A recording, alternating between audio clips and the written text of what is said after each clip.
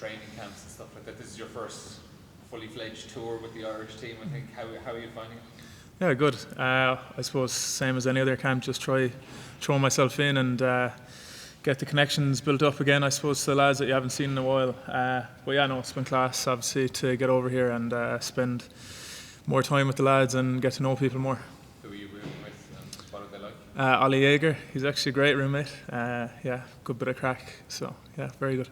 And how much more comfortable do you feel in the squad now compared to, say, this time 12 months ago? Now you should like a Six Nations campaign behind you, a handful of caps. Yeah, the Six Nations helped me a lot, to be honest. Give me a lot more calmness, I suppose, coming into the international stage. Yeah, and just look, like I said, getting to know the lads was probably the main thing for me, so I can know what they're doing on the pitch. But at the same time, the off-the-field relationships are massive, and they're probably what helps the team be stronger. Finally, then, for me, in your early Munster days, you just about would have crossed paths with Rassie. What was he like to work under as a youngster coming through the ranks? Yeah, he gave me my debut, but other than that, like, I didn't really have much dealings with him. But I suppose I tried to learn as much as I could off of Rassie and Jacques when he was there. And yeah, look, they're two absolute masterminds of rugby as well, and yeah, great coaches. John? Calvin, a little bit tricky at altitude, playing as a wing. You have to kind of reposition yourself a little bit and go against your instincts. How have you found that in the past, and how much does it play into your mindset as things out of the game?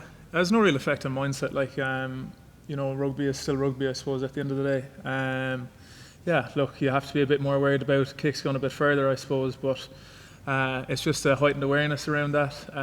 Other than that, you're seeing similar pictures, so it doesn't really change too much. And you know, at the end of the day, both teams have to play in altitude. So yeah, whoever deals with it the best, hopefully will win, I suppose.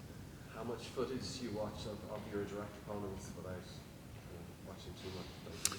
Yeah, I suppose some of them would be in the URC as well, so it makes it a bit easier to find some footage for them. Yeah, you just be all over kind of their traits and what threats they have as well. But other than that, yeah, we try to focus on ourselves, you know, conscious of the threats and the strengths that they have. But other than that, just focus on ourselves and our own connections. Well, the way England used the kick return for that try, I know you probably don't remember it. Yeah. But like the way they kind of threw something different at you that day, has that kind of changed anything in the way you guys are doing things at all? Yeah, actually, after that game, we did look at the way we exit and the way we chase our kicks. So I feel like we've rectified that after the English game. You know, we were probably caught too easy in that game. And yeah, I remember it now because I obviously watched it back. But yeah.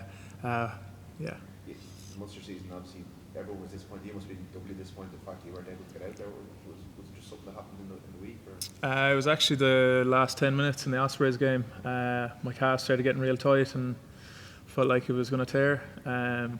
But stupidly, I didn't come off. And yeah, then later on in the week, I wasn't able to run on it. I was in a good bit of pain, so I had to pull out for the Glasgow game, unfortunately. And yeah, it was a tough watch, to be honest.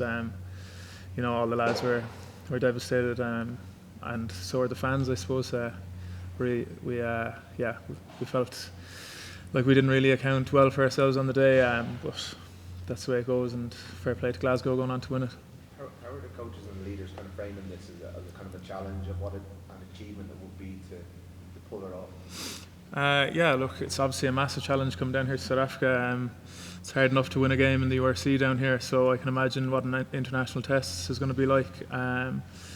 But yeah, the coaches obviously have told us how much of a massive challenge it is, and I think Paulie was saying to us that only one Irish team has actually won down here internationally, so you know, that's another massive challenge and something that we have to get over ourselves and hopefully come up with positive results. Okay. Enemy? No, I'm good. Okay. Any other questions? Are you doing any committee stuff around like that? Are you the other tour stuff? I'm on news from home on the bus, so yeah, I'm doing my best news reporter impression up at the top of the bus. I'm not much crack with it, but I'm working on it. Like.